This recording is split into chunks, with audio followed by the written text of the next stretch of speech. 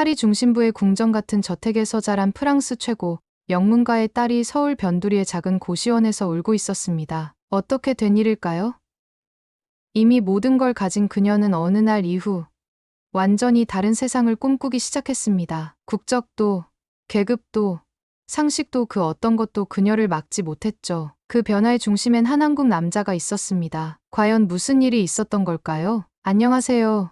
제 이름은 엘로이즈 드 라로슈입니다. 태어나면서부터 삭제 버튼이 없는 인생을 살았어요. 파리 샹젤리제 거리가 내려다 보이는 17세기 저택의 침대에서 매일 아침 눈을 떴습니다. 다이아몬드와 진주가 가득한 보석함과 실크로 만든 가운은 말로 설명할 수도 없는 여유로움이었지요. 하지만 이상하게도 제 침대 헤드보드 옆에는 한국 드라마 전집이 쌓여 있었어요. 12살 때 우연히 본 드라마 대장금이 제 어린 마음을 송두리째 흔들어 놓았거든요. 도덕이 권력보다 강하고 평민이 궁중 최고의 의관이 될 수 있다는 이야기.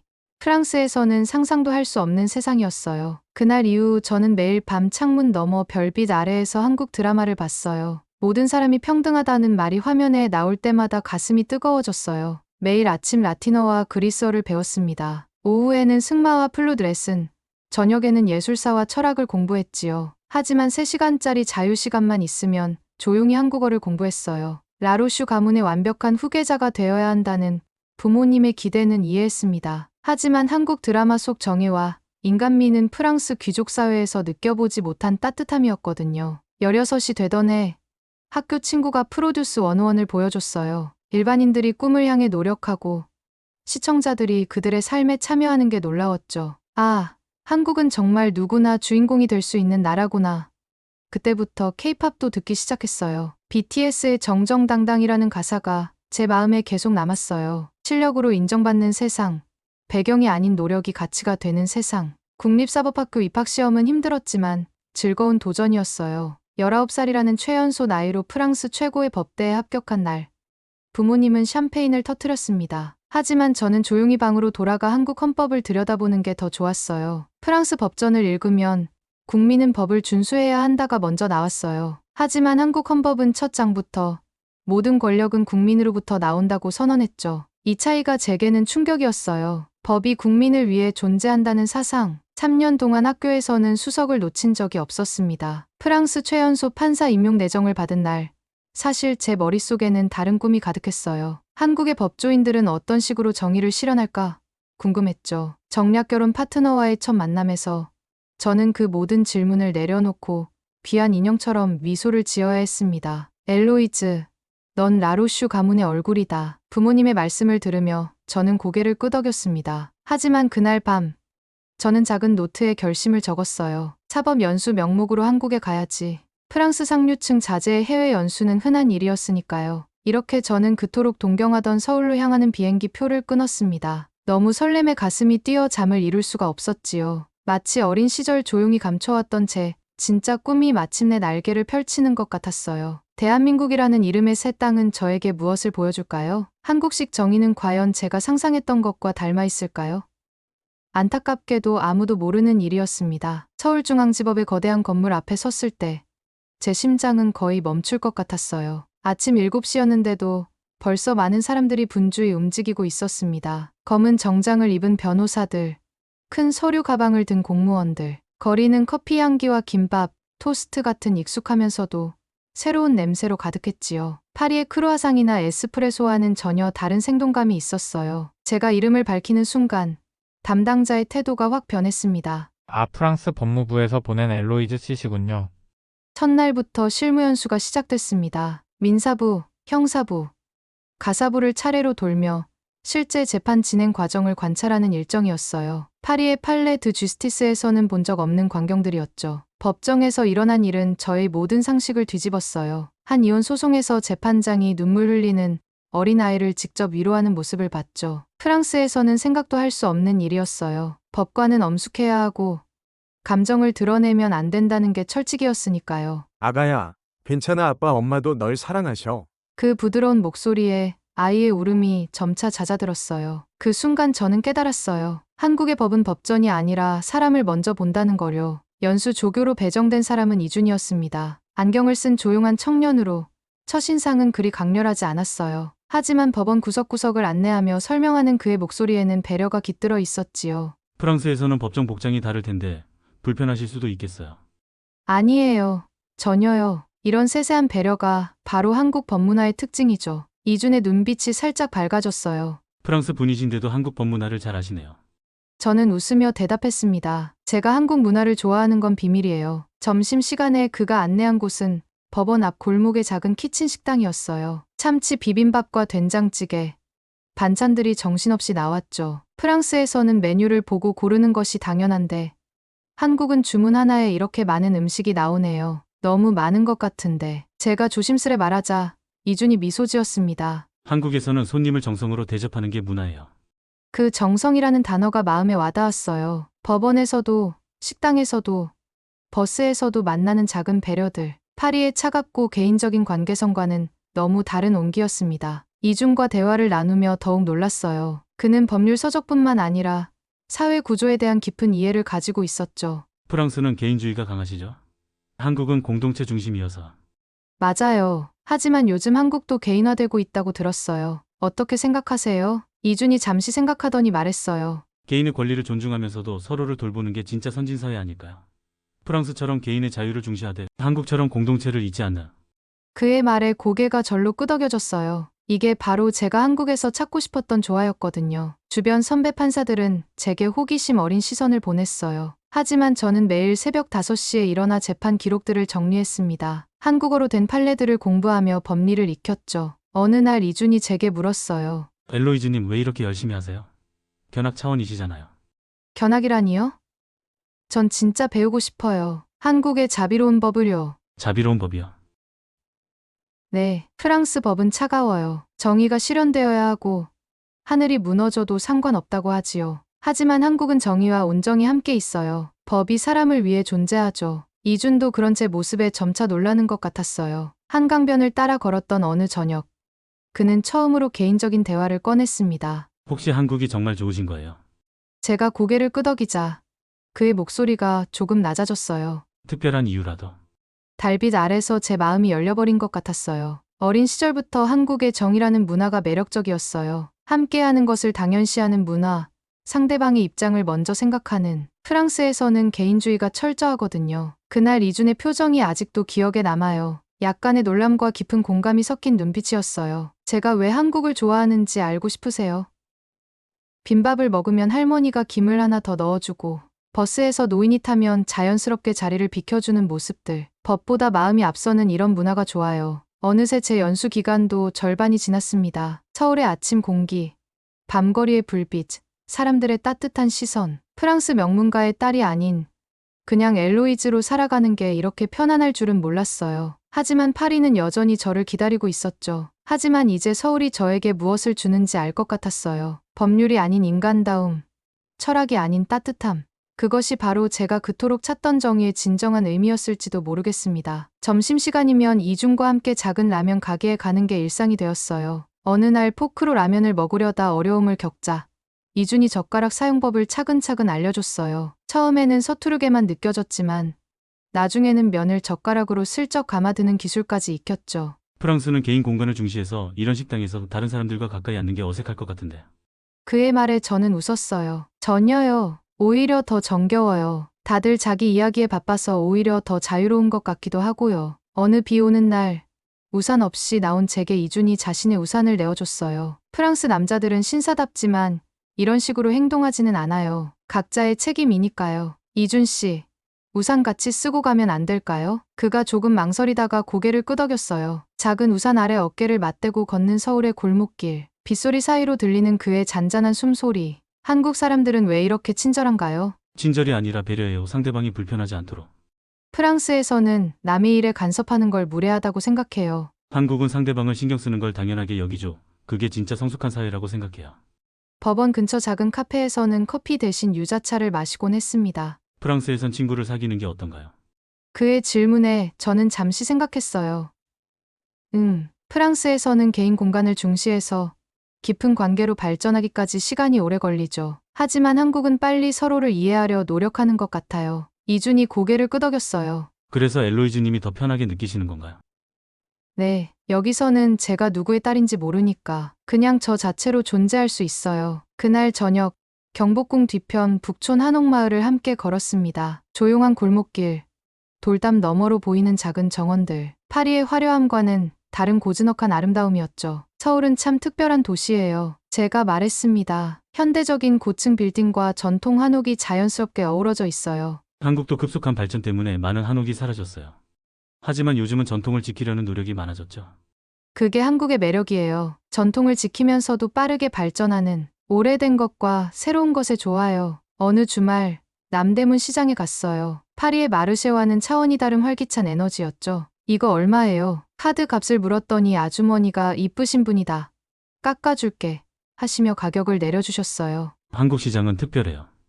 단순한 거래가 아니라 사람과 사람의 만남이에요. 이준이 설명했죠. 우리는 흥정을 단순한 가격 협상이 아니라 커뮤니케이션으로 보거든요. 법원에서도 한국의 특별함을 계속 발견했어요. 어느 날 노인 민원인이 복잡한 소송 절차를 이해하지 못하자 법원 직원이 직접 작성을 도와주는 모습을 봤어요. 프랑스에서는 변호사를 선임하세요라는 차가운 말만 돌아왔을 텐데요. 한국 법원은 법원 공무원이 아니라 법원 공복공보이라는 말을 쓴다고 들었어요. 이준이 고개를 끄덕였어요. 공적 복무의 의미죠. 국민을 섬기는 사람들이라는 의미예요. 그런 철학이 한국 행정 시스템 전반에 깊이 배어 있는 것 같아요. 한국의 디지털화에도 놀랐어요. 법원 전자소송 시스템을 처음 봤을 때 정말 감탄했죠. 이게 진짜인가요? 집에서도 소송을 진행할 수 있다는 게? 2010년대부터 도입됐어요. 국민 접근성을 높이기 위해서요. 프랑스는 아직도 서류를 직접 가져가야 하는데 한국은 정말 미래를 향해 달려가는 나라네요. 가장 인상 깊었던 건 한국의 빨리빨리 문화였어요. 민원 처리가 예상보다 하루 일찍 끝났을 때 담당 공무원이 미안했어요. 프랑스에서는 절차가 빨리 끝나면 축하할 일인데 한국은 신중함과 빠른 처리를 모두 추구하는 게 신기했죠. 이준 씨, 한국은 어떻게 이렇게 빠른 발전과 꼼꼼한 배려를 동시에 할 수 있나요? 아마도 공동체 의식 때문이 아닐까요? 나의 실수가 남에게 피해를 주지 않을까 걱정하는 마음이요. 그 대답에 깊이 고개를 끄덕였어요. 이것이 바로 제가 한국에서 배우고 싶었던 것이었어요. 한국의 존중은 특별해요. 제가 말했습니다. 프랑스는 표면적으로 존중한다고 하지만 실제로는 계급이나 배경을 먼저 보거든요. 여기서는 제가 프랑스인이든 가난하든 부자든 그런 건 중요하지 않은 것 같아요. 이준이 잠시 멈춰섰어요. 그건 착각일 수도 있어요. 한국도 아직 알아요. 하지만 적어도 이준 씨는 제가 라로슈 가문의 상속녀인 걸 몰랐잖아요. 그래서 더 진정한 관계를 맺을 수 있었던 거죠. 그 말을 하고 나서야 제가 실수를 했다는 걸 깨달았어요. 이준의 얼굴이 순간 굳어졌죠. 라로슈 가문이요. 어색한 침묵이 골목 사이로 흘렀습니다. 결국 저는 모든 것을 고백해야 했죠. 한강공원 벤치에 앉아 저는 떨리는 목소리로 말했어요. 저는 프랑스에서 19살로 최연소 판사가 된 특별한 사람이었어요. 하지만 실은 태어날 때부터 결정된 특별이었죠. 부모님은 이미 제 결혼 상대까지 정해놨어요. 프랑스의 다른 명문가 아들이요. 이주는 아무 말도 하지 않았어요. 다만 강물을 조용히 바라볼 뿐이었죠. 저는 여기서 진짜 자유를 느꼈어요. 처음으로 제가 원하는 것을 선택할 수 있었죠. 제가 누군지, 제가 무엇을 느끼는지. 오랜 침묵 끝에 그가 말했어요. 왜 말하지 않으셨어요? 두려웠어요. 당신이 달라지면 어떡하나 다른 사람들처럼 제 배경만 보면 어쩌지. 그날 밤 두 번째 고백도 나왔어요. 저는 한국에서 태어났어요. 고등학교 때부터 사법고시를 준비했죠. 엄마는 시장 상인이고 아버지는 택시 운전사예요. 제가 삼수 끝에 합격했을 때 온 동네가 축하해줬어요. 저는 그런 평범한 가정에서 자랐지만 판사가 되고 싶은 건 저의 진짜 꿈이에요. 한국에서 사법고시는 정말 어려운 시험이라고 들었어요. 프랑스와는 다르죠. 여기서는 배경에 상관없이 정말 실력으로만 평가받아요. 그래서 저는 한국의 능력 중심 사회를 존경해요. 벤치 위에서 우리는 한참을 앉아 있었어요. 어둠이 내리면서도 아무 말도 하지 못한 채로요. 다음 날 아침, 이준이 먼저 말을 걸었어요. 엘로이즈 씨. 저는 기회가 없는 사람들을 도와주는 가정법원 판사가 되고 싶어요. 아이들이 부모의 이혼으로 상처받지 않도록, 가난해서 제대로 된 변호사를 쓸 수 없는 사람들이 억울하지 않도록. 그의 목소리에는 진정성이 가득했어요. 그런 제가 엘로이즈 씨와 함께 있으면 어떨까요? 라로슈 가문의 상속녀와 서울 변두리 고시원에 사는 사법고시생이요. 저는 제가 말하려 했지만 그가 먼저 말을 이었어요. 하지만 포기하고 싶지 않아요. 지금의 당신을요. 가슴이 뛰었어요. 온몸으로 느껴지는 진심이었죠. 그럼에도 시간은 계속 흘렀어요. 연수가 끝나는 날이 다가왔습니다. 공항으로 가는 택시 안에서 창밖으로 흘러가는 서울의 풍경을 보며 눈물이 쏟아졌어요. 지나가는 거리의 모든 것들이 눈에 들어왔어요. 바쁘게 출근하는 사람들, 학교로 향하는 학생들, 아주머니가 운영하는 작은 가게들. 이 모든 것이 저에게는 특별한 의미로 다가왔죠. 이주는 끝까지 배웅을 나왔어요. 탑승구 앞에서 그가 제 손을 잡았습니다. 살아가면서 만난 가장 특별한 사람이에요. 라로슈 가문의 상속녀가 아니라 엘로이즈라는 사람으로요. 저도 이준 씨 같은 사람은 처음이에요. 진정으로 정의로운 사람이요. 그렇게 입국장 문을 넘었어요. 돌아보지 않았어요. 돌아보면 발이 떨어지지 않을 것 같아서요. 파리로 돌아간 제 일상은 다시 예정된 내일 위로 돌아왔어요. 판사 임용이 확정되었고 정략 결혼 상대와의 만남도 구체화되었죠. 자클린 백작 부인의 아들 마르크였어요. 영어, 프랑스어, 이탈리아어, 스페인어를 유창하게 구사하고 옥스퍼드 경제학 박사 학위를 가진 완벽한 귀족 남성이었지요. 엘로이즈, 내가 서울에서 배운 경험도 귀중하구나. 동양 법체계에 대한 이해는 우리 가문의 큰 자산이 될 거야. 부모님은 만족스러운 표정으로 고개를 끄덕였어요. 하지만 저는 그저 인형처럼 미소만 지었죠. 프랑스로 돌아와 마주한 현실은 서울에서의 삶과 너무 달랐어요. 법원에서도 그 차이가 극명했죠. 한 민사 재판에서 경제적 어려움을 겪는 시민이 변호사 없이 재판을 받고 있었어요. 프랑스 법관은 차갑게 말했어요. 변호사를 선임하셨어야죠. 법대표자 없이는 절차적 진행이 어렵습니다. 그 순간 서울 법원이 떠올랐어요. 작은 분쟁 때문에 힘들어하는 시민들을 위해 법원이 직접 도와주던 모습들. 법원 공복이라는 철학이 얼마나 아름다웠는지. 내 방에 돌아와서는 이준에게서 온 이메일들을 읽었어요. 간단한 안부 인사부터 한국의 재미있는 법원 일화들까지. 그의 글에는 여전히 진심이 담겨 있었어요. 오늘은 이혼 조정 사건이 극적으로 화해로 끝났어요. 아이의 행복을 위해 양 부모가 서로 입장을 이해하더라고요. 이런 순간이 제가 법조인이 되고 싶은 이유예요. 하지만 정작 제 대답에는 마음을 차갑게 식히는 수밖에 없었죠. 이준 씨, 저는 라로슈 가문의 딸이에요. 여기가 제가 있어야 할 곳이고요. 파리의 일상은 점점 답답해졌어요. 어느 주말 파티에서 마르크가 자랑스럽게 소개했어요. 엘로이즈는 최연소 판사이자 라로슈 가문의 후계자예요. 그 말에 사람들은 감탄했지만 저는 속으로 생각했어요. 한국에서는 누구도 제 배경을 먼저 이야기하지 않았는데 한 달이 지나자 이준의 이메일도 뜸해졌어요. 어느 날 저녁 마르크와 함께 오페라 가르니에서 나 트라비아타를 관람했어요. 화려한 샹들리에 아래 그는 제게 귓속말했죠. 아름다운 밤이야, 엘로이즈. 그래요. 하지만 제 마음은 서울 한강변 벤치에 있었어요. 밤늦게 집에 돌아와 노트북을 켰습니다. 이준의 이메일함은 텅 비어 있었어요. 대신 마지막으로 보낸 그의 메시지가 있었죠. 당신이 행복하기를 바래요. 그것이 어떤 형태든 간에.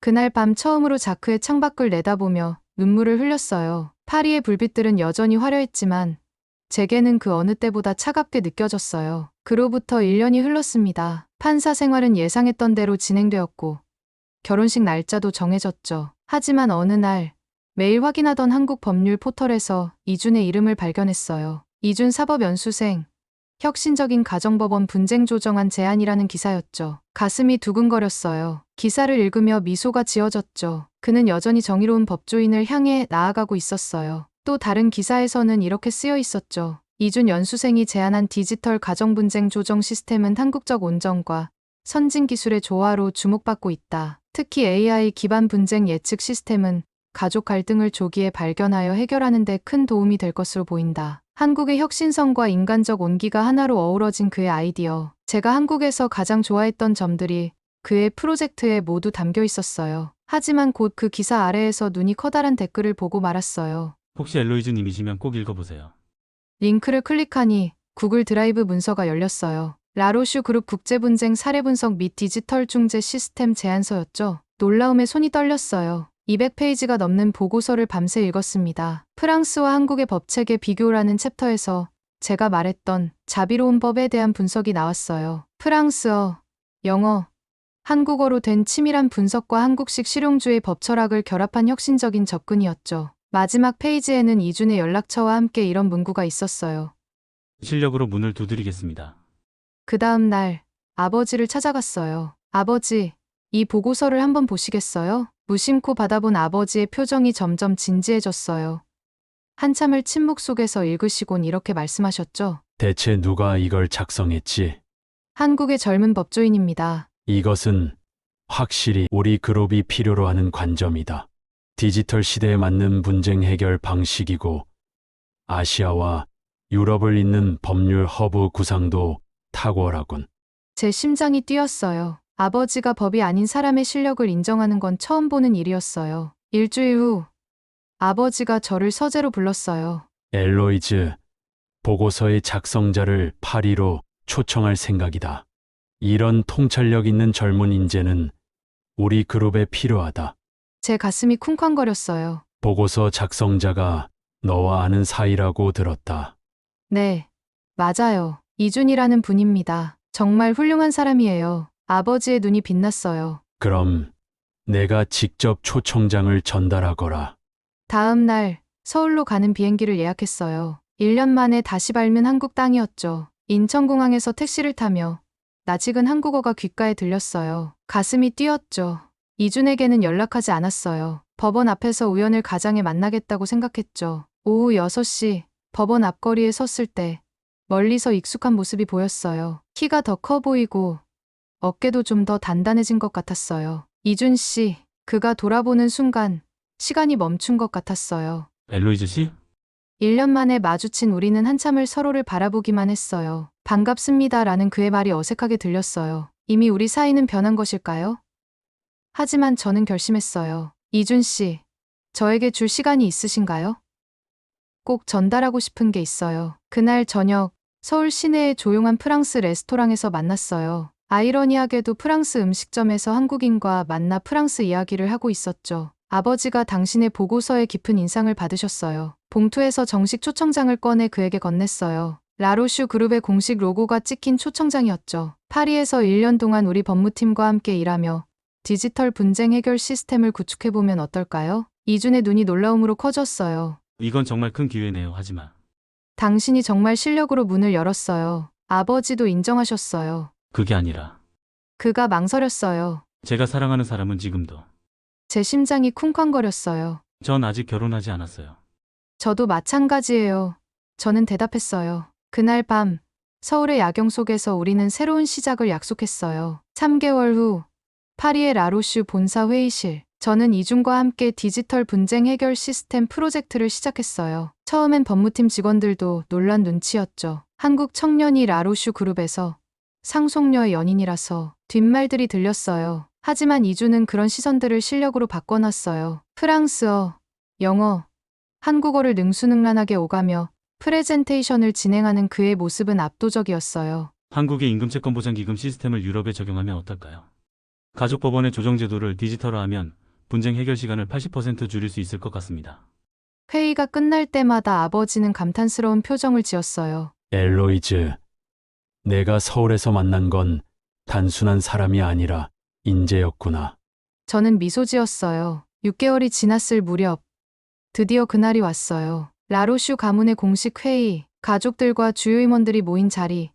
이준은 완벽한 3피스 정장을 차려입고 나타났어요. 프랑스어로 된 100페이지짜리 보고서와 함께요. 라로슈 가문이 앞으로 50년을 내다보신다면 디지털 분쟁 해결 플랫폼이 핵심이 될 것입니다. 그는 3개 국어로 완벽한 프레젠테이션을 진행했어요. 유럽 기업들의 아시아 진출 시 발생하는 문화 충돌. 그걸 해결할 수 있는 한국식 조정 시스템의 적용 방안. 한국은 세계에서 가장 빠른 인터넷 인프라와 디지털 행정 시스템을 보유하고 있습니다. 이런 장점을 라로슈 그룹의 글로벌 전략에 접목하면 됩니다. 회의가 끝나고 아버지가 물었어요. 젊은이, 당신은 단순히 우리 그룹의 고문이 되고 싶은 건가? 이준이 테이블 위에 다른 봉투를 올렸어요. 사랑해서가 아니라 엘로이즈를 동등한 파트너로 존중하고 싶습니다. 제가 드리는 첫 번째 제안이 이것입니다.